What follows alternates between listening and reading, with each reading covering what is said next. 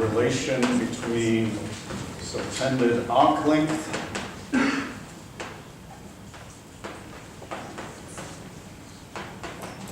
and angular displacement.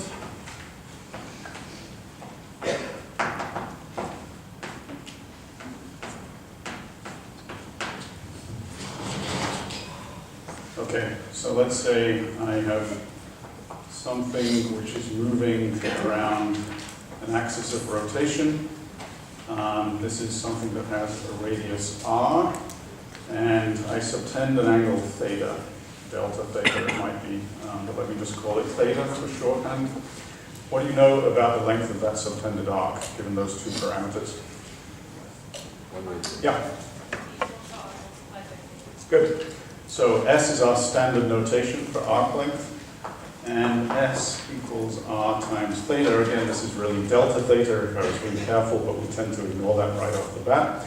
The important thing which makes us hold is if we're talking about theta in radians.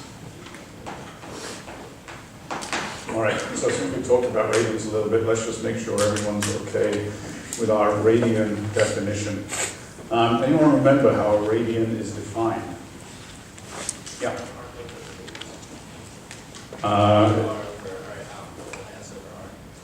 Okay, so sort of.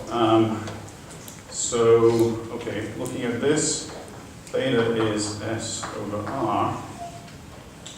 But if I want to define this specifically in terms of what 1 radian is, just take me a little bit further. I think you know the answer, but if I want to define 1 radian, how do I do it with this relationship? Yeah. R. Is it like 1 radian is just equal to R along the... Yes. So 1 radian is defined where the arc length equals R. So 1 radian is defined, that's what this triple equality means, which is to say that the arc length itself equals the radius. Okay? So this is when S equals R. So fine. If that's true, let's just do our quick conversion between angles measured in degrees and angles measured in radians. So 1 radian is when S equals R in this case. Just so you know, it's about 57 degrees, but we're about to define that. What about if I had my angle subtending a full 360 degrees? So if angle is 360 degrees, what is my arc length in terms of the variables that we have available to us? 2 pi r. And so the angle in radians in this case is 2 pi r over r, so just 2 pi. So this is 360 degrees. And here's where the conversion factor between degrees and radians comes from. So 360 degrees, 1 complete circumference. In terms of radian definition, it's now 2 pi r divided by r. This is, of course, 2 pi. So 2 pi radians is equivalent to 360 degrees. So 1 radian is about 57.3 degrees, something like that. All right, a little bit of a side issue. But the important thing is this relationship now between arc length and subtended angle. Pretty straightforward, so long as we're working in radians. And then the next immediate question we might ask is to do with velocities and accelerations.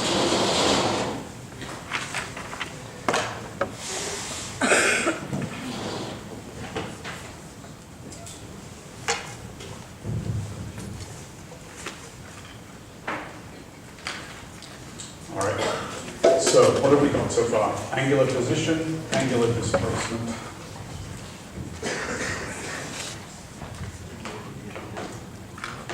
I know I'm going fast here, but I think this is familiar enough to most of you that that's okay. So we're going to define an average angular velocity. Symbols here transition to Greek symbols pretty much throughout for anything to do with angular motion. So we're going to define an angular velocity. First off, with an average, as we did with linear velocity. we're going to say that it is delta theta over delta t, okay? So a reminder of what we did back in the maybe first class of the semester. We defined linear velocity v as simply, let's say, delta x over delta t. Now we're defining it as delta theta over delta t. And as you would expect, we're also interested more often than not with the instantaneous. And this just simply becomes d theta by dt, okay? And then next logical step is to worry about angular accelerations. And the same definitions. Again, Greek symbols typically omega followed by alpha for the average angular acceleration. This is going to be the rate of change of angular velocity, delta omega over delta t, and our instantaneous acceleration, angular, is d omega I dt. And as before, we can relate this to the second derivative of theta with respect to t squared. Okay? So the usual definitions now for our kinematical variables. Hopefully all of that is pretty easy extrapolation from defining our angular displacement the way we have. Questions quickly on those definitions. All right, so remember what we did fairly soon after introducing our kinematical variables for linear motion. What was one type of special motion we focused on quite a bit in linear motion after having defined our variables? Constant acceleration. Constant acceleration. Okay.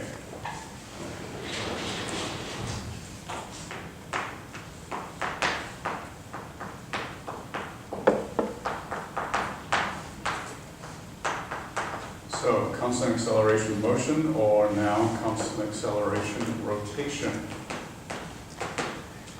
What was the motivation for focusing so much on constant acceleration scenarios? Okay, let me go back. Since we're given a lot of problems with a constant force, then the acceleration would be constant. So that Okay, good. So by analogy, and again you'll hear me say it a lot, it's going to turn out that if we have the rotational analog of a constant force, and I have to be careful with how that's defined, but let's just for now call it a rotational analog of a constant force, we can expect that there's a constant angular acceleration. So it's going to turn out to be a common type of problem. So constant acceleration rotation, if you make that assumption, you can derive constant angular acceleration equations of motion exactly the same way we did for linear motion. Nothing is different, okay? We just assume constant acceleration, and no big surprise, we get equations out of this for angular motion that are the exact rotational analogs of the linear case. So, for example, we will see that I can write expressions like this. I'm not going to write all of them up, but I just want to make clear that it's the exact same type of derivation. These are our two primary equations of motion under constant angular acceleration. And I'm just for reference going to remind you of what these look like in the linear case, so you can see the exact parallel.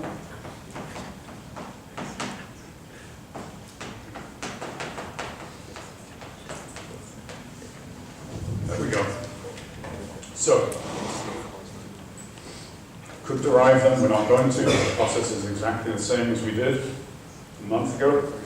Let's just take a look at this. So, instantaneous angular velocity can be related to the initial instantaneous angular velocity plus the angular acceleration times time.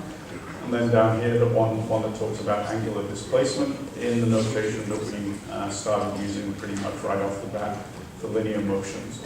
So exact parallel by switching our linear variables for their angular or rotational counterparts, okay? Now, I'll give you a little bit of practice this upcoming P-set on working maybe 2 or 3 problems assuming constant angular acceleration. I'm not going to rewrite or repeat the problem-solving strategy that we adopted for the constant acceleration linear motion case, but just I'd like you to go back and apply that same problem-solving menu for the angular case.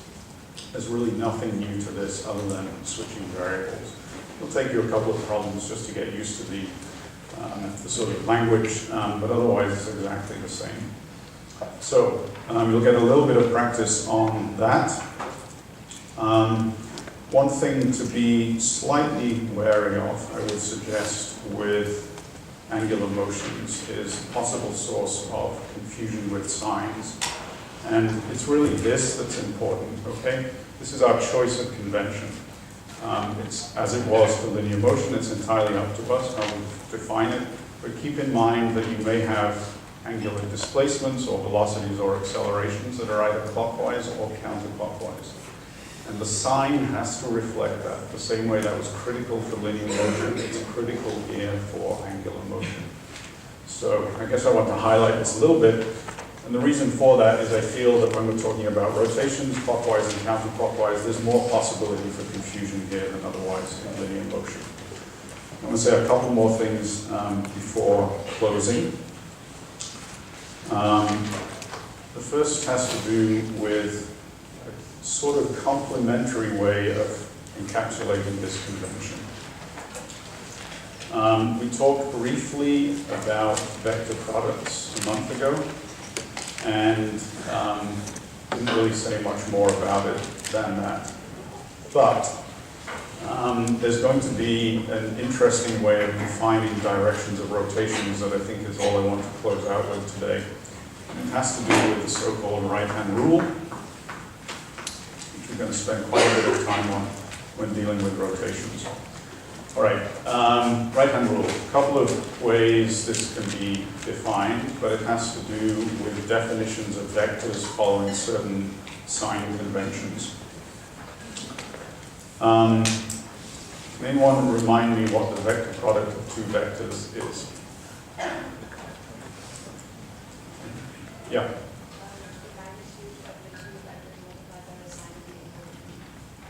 So the magnitude of the two vectors multiplied by the sine of the angle between them, that's good. And can you say anything else about the direction of the resulting vector? Let's go up front where we haven't had an input yet. Yeah, go ahead. It's what? It's orthogonal. Okay, orthogonal means perpendicular. Yes, it's orthogonal. So, vector product, let me just quickly do an aside on this. I know we're almost out of time, but it's kind of important. So the magnitude of C in this case is, as you said, it's AB times the sine of the subtended angle, theta between the two. So the direction of the resulting vector C is perpendicular or orthogonal to the plane in which A and B lie. Okay? So this is a very common way of reminding ourselves this convention, right-hand rule. Hopefully all of you have done this. If not, we'll spend quite some time doing it. Forefinger represents the direction of your vector A. Middle finger represents the relative direction of vector B with respect to A. And then your thumb with this right-hand configuration, and I'm often finding people do that, but it has to be like this. Your thumb defines the direction of the vector product. Okay? So that's the right-hand rule. I know I'm rushing this, we'll come back to it next time. Defines the vector direction of C. There's a related, but not exactly the same idea for vector products, which we're following. I often call this the curled right-hand rule as opposed to the pointed finger right-hand rule. So here's another right-hand rule description. Take your right hand, have your sort of fingers upright like this, that's pointing in the direction of vector A. Curl those fingers in the direction towards vector B. And your thumb, again, gives you the direction of the resultant cross product or vector product. All right, what does any of this have to do with rotations? And I promise I'm going to do just one more minute with you. What it has to do with rotations is that if I rotate something counterclockwise, I can use my right-hand rule with my curled fingers and kind of have it rotate in the direction of the rotation. And so very often we do something which is usually counterintuitive to people when they first see it. we can define a counterclockwise rotation as being a vector pointing in the direction of my thumb as defined by the right-hand rule, okay? So I know I'm rushing here, but I want you to go away with this just for the weekend. So in the case of a counterclockwise rotation, from your perspective, counterclockwise rotation, right-hand rule, curled fingers, I can define it by a vector that is pointing towards you, okay? If I flipped it around and had a clockwise rotation from your perspective, I can represent it, and I often will, by a vector that's pointing away from you, okay? So, slightly weird thing, but if you think about it, it's one, in fact possibly the only way of unambiguously defining a single vector direction associated with a rotation. All right, let's stop there. Have a good weekend. I will see you all next week.